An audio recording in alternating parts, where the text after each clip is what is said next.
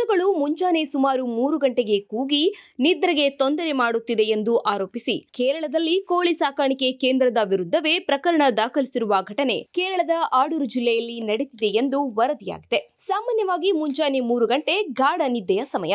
ಆದರೆ ಆ ಸಮಯದಲ್ಲೇ ಕೋಳಿ ಸಾಕಣೆ ಕೇಂದ್ರದಲ್ಲಿರುವ ಹುಂಜಗಳು ಕೂಗುತ್ತಿದ್ದು, ಇದು ಸ್ಥಳೀಯ ನಿವಾಸಿಗಳ ನಿದ್ದೆಗೆ ತೊಂದರೆ ಉಂಟು ಮಾಡಿದೆ ಎಂದು ಹೇಳಲಾಗಿದೆ. ಕೊನೆಗೆ ಈ ವಿಚಾರದಲ್ಲಿ ದೂರು ದಾಖಲಾಗಿ ಸರ್ಕಾರ ಮಧ್ಯಪ್ರವೇಶ ಮಾಡಬೇಕಾದ ಸ್ಥಿತಿ ಎದುರಾಗಿದೆ. ಸ್ಥಳೀಯ ನಿವಾಸಿಗಳ ಆರೋಪವನ್ನು ಪರಿಶೀಲಿಸಿದ ಆಡೂರು ಆರ್ಡಿಒ ಬಿ ರಾಧಾಕೃಷ್ಣನ್ ಅವರು ಈ ಆರೋಪ ನಿಜ ಎಂದು ತಿಳಿಸಿದ್ದಾರೆ. ಹುಂಜಗಳು ಮುಂಜಾನೆ 3 ಗಂಟೆಗೆ ಕೂಗಲು ಆರಂಭಿಸುತ್ತವೆ. ಇದರಿಂದಾಗಿ ಸ್ಥಳೀಯರ ನಿದ್ದೆಗೆ ತೊಂದರೆಯಾಗುತ್ತಿದೆ ಎಂಬುದು ಖಚಿತವಾದ ಬಳಿಕ ಆರ್ಡಿಒ ಕೋಳಿ ಸಾಕಣೆ ಕೇಂದ್ರವನ್ನ ಬೇರೆಡೆ ಸ್ಥಳಾಂತರಿಸುವಂತೆ ಆದೇಶಿಸಿದ್ದಾರೆ. ಆರ್ಡಿಒ ಸ್ಥಳಕ್ಕೆ ಭೇಟಿ ನೀಡಿ ಪರಿಶೀಲನೆ ನಡೆಸಿದ್ದಾರೆ ಎಂದು ಹೇಳಲಾಗಿದೆ. ಹುಂಜ ಮುಂಜಾನೆ ಕೂಗುವುದರಿಂದ ಎಲ್ಲರಿಗೂ ನಿದ್ದೆಗೆ ತೊಂದರೆಯಾಗುತ್ತಿದೆ.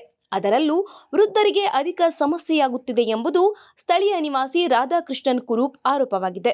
ಈ ನಿಟ್ಟಿನಲ್ಲಿ ಕೋಳಿ ಸಾಕಾಣಿಕೆ ಮಾಡುವ ನೆರೆಮನೆಯ ಅನಿಲ್ ಎಂಬುವರ ವಿರುದ್ಧ ದೂರು ಕೂಡ ದಾಖಲಿಸಿದ್ದಾರೆ. ಇನ್ನು ಕೋಳಿ ಸಾಕಾಣಿಕೆ ಕೇಂದ್ರವನ್ನು 14 ದಿನಗಳ ಒಳಗಾಗಿ ಸ್ಥಳಾಂತರಿಸುವಂತೆ ತಿಳಿಸಲಾಗಿದೆ.